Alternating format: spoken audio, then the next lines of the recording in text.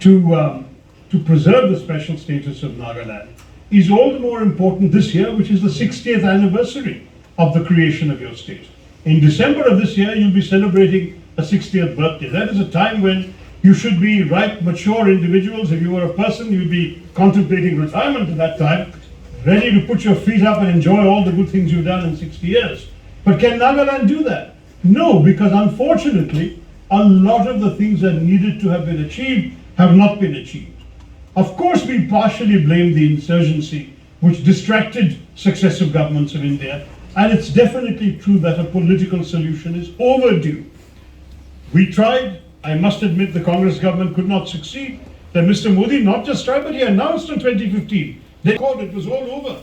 He even called our then Congress President Sonia Gandhi ji and said, I have succeeded where you have not been able to do it. I was in Parliament at that time already, and I heard it.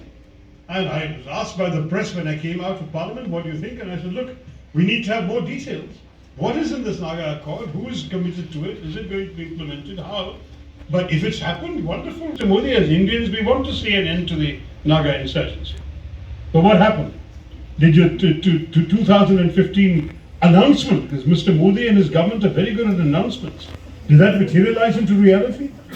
They slowly started walking back. They slowly started backtracking. Instead of a Naga Accord, they said, oh, we have a framework agreement.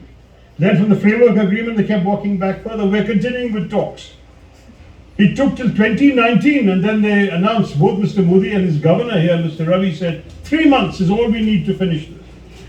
Well, from 2019, when they made the announcement in August, to 2023, is that 3 months? Come on, how bad is the BJP's mathematics? Right? So you tell me, in these circumstances, how on earth can we talk in terms of this sort of deception, which is what really it is. So I just wanted to end, because we've been talking for quite a while now, and I want to really interact with you and take your questions. That as far as I'm concerned, my concerns remain all of these issues that I've raised in front of you. Because to my mind, if we can find a political solution, then a lot of the other kinds of development challenges we talked about can be better fulfilled. You deserve better. The Naga people, frankly, are admirable, they're courageous, they're strong, they are very, at the same time, compassionate and gentle. You deserve better than this kind of deception, corruption, dishonesty, and inefficiency that have been your lot ever since Nagaland became a state. And I would say to you that you really have seen for the last decade how many things could have been done that have not been done. And you've seen some people prospering while the general public has remained sadly neglected. The time has come to change this. Now I know that some of you say, but the Congress party is only contesting 23 seats. How can you even come to power? What's going to happen? But you know, we have not forgotten the era of coalitions. If you give the Congress party enough seats, if young people like Meshendo Lo and Meshendo Kat and others are given an opportunity by you to raise your voice and your concerns in the assembly, support will come. Other parties with like-minded thinking will also want to join us. And I'm fairly confident that we will be able to give you an alternative. But even if the alternative is just a strong opposition voice, isn't that better than the situation you've seen for the last 5 years, when you had India's only assembly without an opposition? There is no state in India where there is no opposition, except in Nagaland, where the entire assembly has been cajoled into supporting this government. Now that's not democracy in any stretch of the way.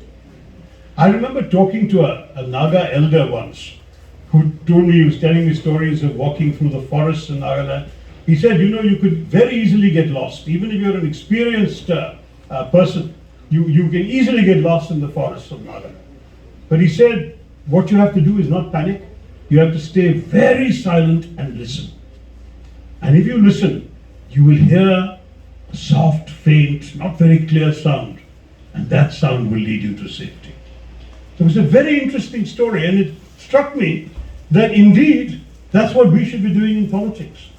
Sometimes we do feel lost in the forest. We have no MLAs in an assembly today. That's a shocking situation. But if we listen to you, the people of Nagaland, if we listen to what you want, I'm sure that your sound will not be faint and indistinct.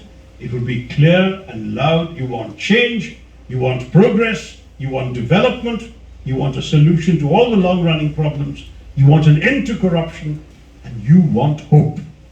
That's what we must represent in the Congress Party, the politics of hope. And I say to you today, that's what I have tried to stand for throughout my 15 years in Parliament, is to speak for hope, to speak for a better India tomorrow, and here today to dream with you of a better Nagaland tomorrow. Thank you very much for coming. I look forward to your questions and comments and interaction with you. Jai Hind and Jai Congress.